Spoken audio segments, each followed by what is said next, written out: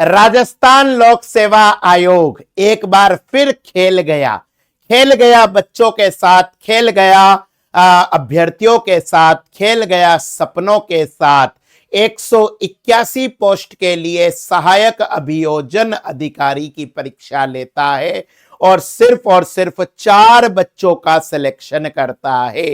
राजस्थान के अंदर आखिर ये हो क्या रहा है?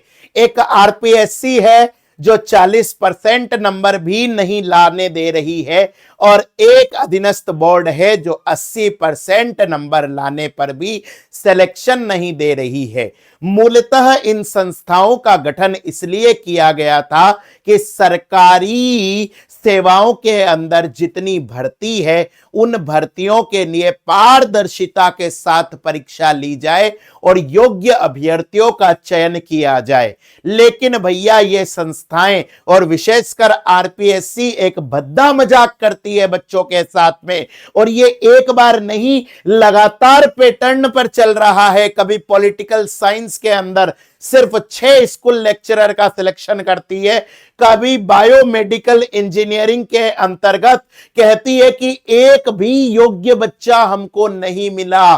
तो भैया आप परीक्षा ले रहे हो या अभ्यर्थियों के साथ इस प्रकार का गंदा मजाक कर रहे हो कि दम है तो सिलेक्शन लेकर बताओ। सबसे पहले ये देखिए आरपीएससी के द्वारा रिजल्ट आया था सहायक अभियोजन अधिकारी प्रतियोगी परीक्षा का, जिसके अंदर 181 पोस्ट थी और सिर्फ 4 ही विद्यार्थियों का चयन हुआ नॉन टीएसपी के अंदर। ठीक है, टीएसपी के अंदर तो कोई मिला भी नहीं। यहां पर देखिए कट ऑफ मार्क्स जनरल और जनरल वुमेन के अंदर 163 है, बाकी किसी भी कैटेगरी के अंदर कोई भी बच्चा पास नहीं हुआ, यानी कि मिनिमम क्वालिफिकेशन मार्क्स 40% नहीं आए। ये मिनिमम क्वालिफिकेशन मार्क्स का रूल क्यों राजस्थान में लागू हुआ था? क्योंकि इस प्रकार की न्यूज आई थी, आपने भी देखा होगा कि फिजिक्स के अंदर, मैथमेटिक्स के अंदर कुछ ऐसे विद्यार्थी सेलेक्ट हुए थे जिनके माइनस में नंबर आए थे, लेकिन उस समय के रिजर्वेशन के नियमों के आधार पर उनका चयन हो गया था। चलिए कोई बात नहीं, आपने जो नियम बनाया वो सही है कि कम से कम विषय की इतनी जानकारी तो होनी चाहिए कि 40% या 35% नंबर उस विद्यार्थी के आ जाए। लेकिन भैया आप पेपर ही इस लेवल का बना रहे हो जैसे आपने कसम खा ली हो कि विद्यार्थियों को इतना कठिन पूछेंगे, इतना कठिन पूछेंगे, इतना कठिन पूछेंगे कि अगली बार जब वो सरकार से नौकरी मांगे तो उन्हीं को कहेंगे कि भैया पहले तुम पढ़कर तो आओ, पहले तुम ये तो कहो कि तुमने मिनिमम क्वालिफिकेशन मार्क्स हासिल कर लिए हैं। सोचिए 181 पोस्ट के अंदर सिर्फ 4 विद्यार्थियों का चयन हो रहा है। ये गंदा मजाक नहीं तो क्या है? आप क्या जताना चाहते हो? आप जताना चाहते हो कि जब से ये नई सरकार आई है हर बार वैकेंसी आती है, वैकेंसी पे वैकेंसी आ रही है। ये बात और है कि तुम ही निकम्मे बच्चे हो कि तुम्हारे मिनिमम मार्क्स ही नहीं आ पा रहे हैं। परीक्षा करने का मूल उद्देश्य होता है ट्रांसपेरेंसी के साथ, अकाउंटेबिलिटी के साथ में एग्जाम लेना, ताकि जो सबसे ज्यादा योग्य हो सके उन विद्यार्थियों के लिए सरकारी सेवाओं के रास्ते खोलना।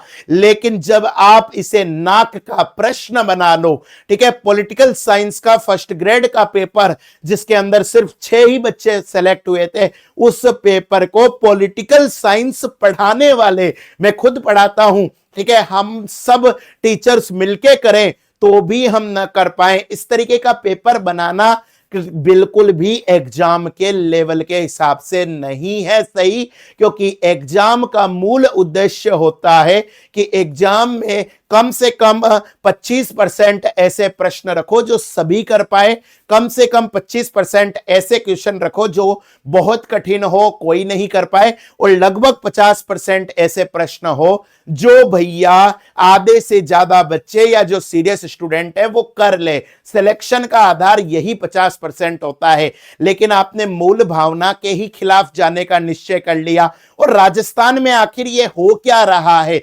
रिक्रूटमेंट के लिए जो दो बड़ी संस्थाएं हैं, एक आरपीएससी है, दूसरा अधीनस्थ बोर्ड है, दोनों के अंदर एक अलग ही सुरूर है। जहां आरपीएससी कह रहा है हम तो 40% भी नहीं बनने देंगे, वहीं अधीनस्थ बोर्ड कह रहा है 80% लेकर आ जाओगे फिर भी तुम्हारी नौकरी नहीं लगेगी। कट ऑफ इतनी ज्यादा जा रही है आरएसएसबी की, और आरपीएससी तो भैया सिलेक्शन ही नहीं दे रहा है, सीटें खाली रह रही है। तो राजस्थान सरकार से, राजस्थान लोक सेवा आयोग से, अधीनस्थ बोर्ड से, माननीय मुख्यमंत्री से, शिक्षा मंत्री से मैं अंकुर पारीक इस सार्वजनिक मंच से हाथ जोड़कर यह प्रार्थना करता हूं कि स्टूडेंट्स के साथ, एस्पिरेंट के साथ इस प्रकार का गंदा मजाक मत करो। याद रखिए, पिछली बार जो सरकार थी उसके टाइम पर इतने ज्यादा पेपर आउट हुए थे कि इतना अच्छा काम करने के बावजूद गहलोत सरकार रिपीट नहीं हो पाई थी। तो इस तरीके से एस्पिरेंट के साथ अगर आप खेलोगे तो भैया आपके चांसेज भी बहुत कम हो जाएंगे। ठीक है, ये तो हो गई सरकार से हमारी शिकायत, लेकिन दूसरी तरफ मुझे एस्पिरेंट से भी एक बात कहनी है।